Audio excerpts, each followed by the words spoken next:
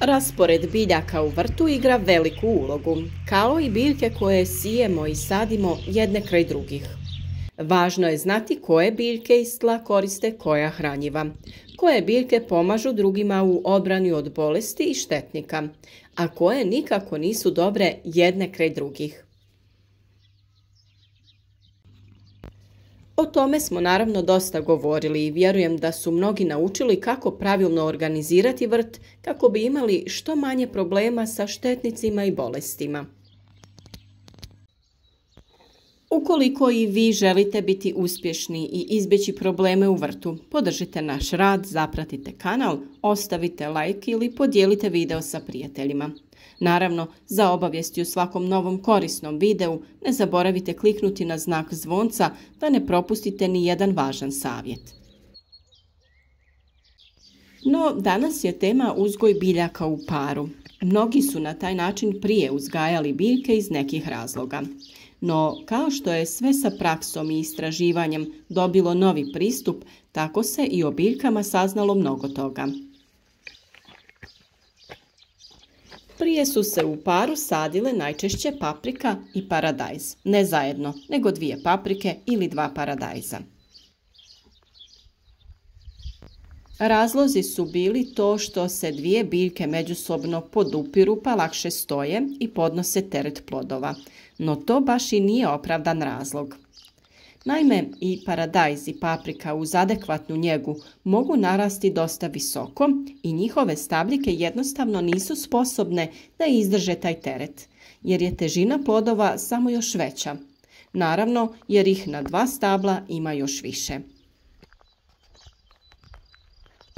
Drugi razlog je bio taj da se štedi prostor u vrtu.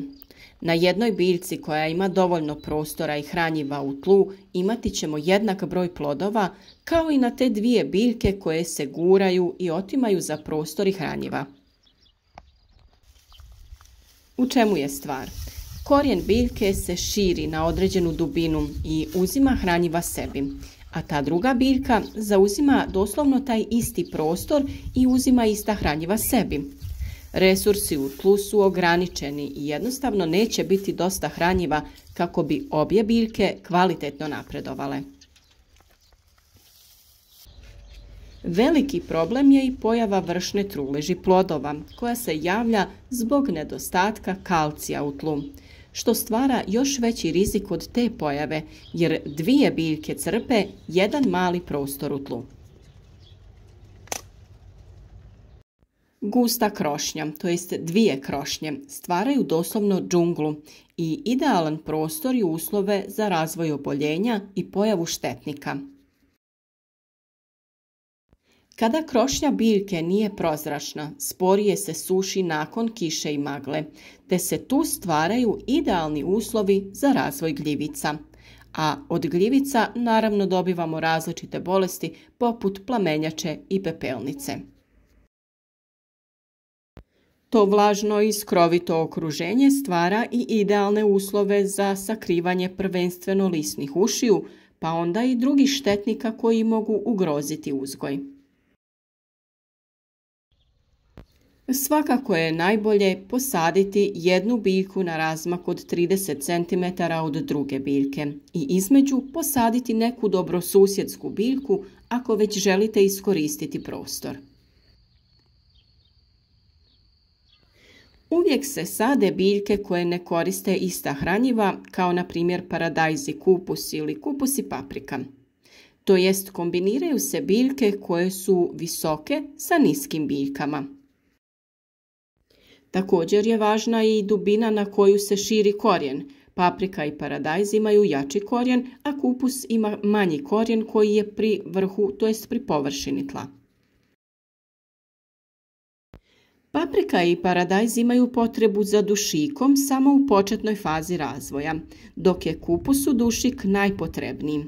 Paprika i paradajz sa druge strane u daljem razvoju koriste kalij i fosfor u većim količinama.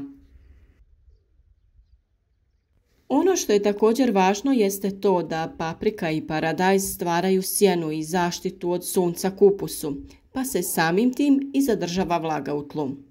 Kupus sa svojim bujnim listovima stvara sjenu oko paprika i paradajza, pa se smanjuje broj zalijevanja, to jest ne isušuje se tlo. Sa druge strane, plodovi paprika i paradajza za dozrijevanje trebaju puno sunca, te samim tim opet teorija o dvije biljke pada u vodu. Kako bi biljka paradajza bila zdrava i kako bi plodovi lijepo napredovali, potrebno je uklanjati zaperke koji bespotrebno kradu hranu plodovima koji se razvijaju na rodnim granama. Također se uklanjaju i najdonji listovi kako bi imali prozračnost da spriječimo razvoj bolesti, kao i da izložimo plodove sunčevoj svjetlosti.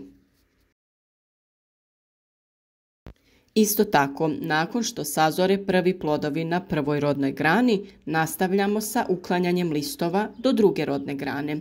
I tako dalje, kako dozrijevaju naredne rodne grane, uklanjamo naredne listove. Sve to ne bi bilo moguće uraditi ako su dvije sadnice posađene jedna uz drugu, a ne bi ni imalo nekog smisla. Ista stvar se događa i kod paprika. Njoj skidamo zaperke i donje listove te oblikujemo vrh po želji. Tu mislimo na broj rodnih grana na kojima ćemo voditi papriku. Najčešće se tu radi o 2 ili 3 rodne grane, a ostale se pinciraju, to jest uklanjaju.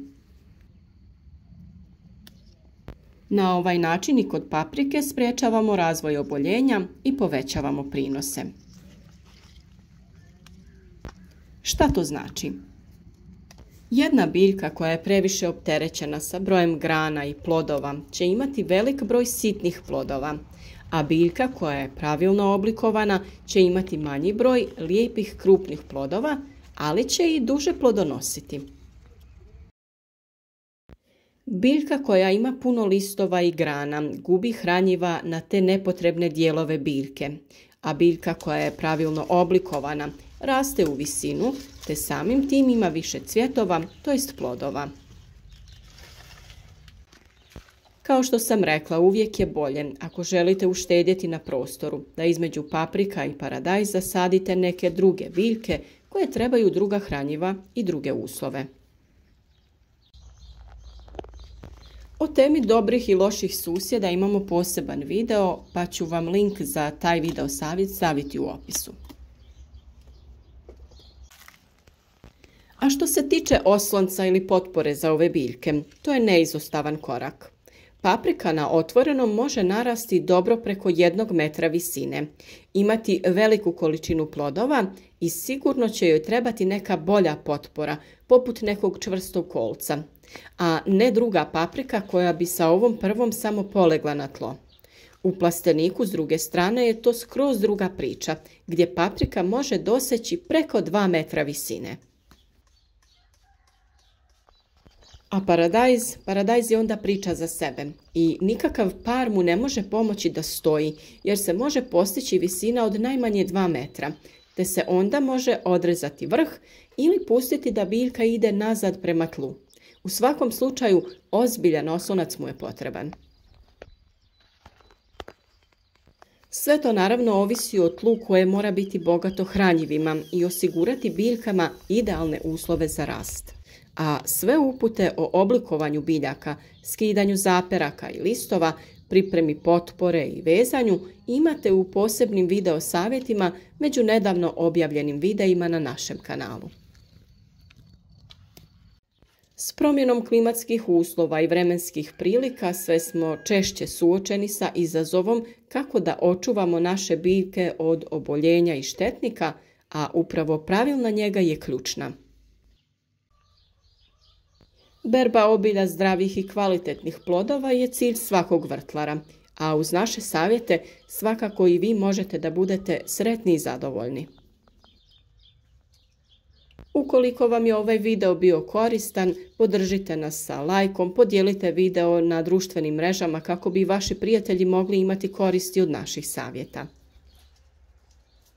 I ne zaboravite da ukoliko redovno želite dobivati obavijesti o svakom novom videu, pored toga što pratite naš kanal, trebate kliknuti i na znak zvonca kako bi svaki put dobili obavijest o novom savjetu.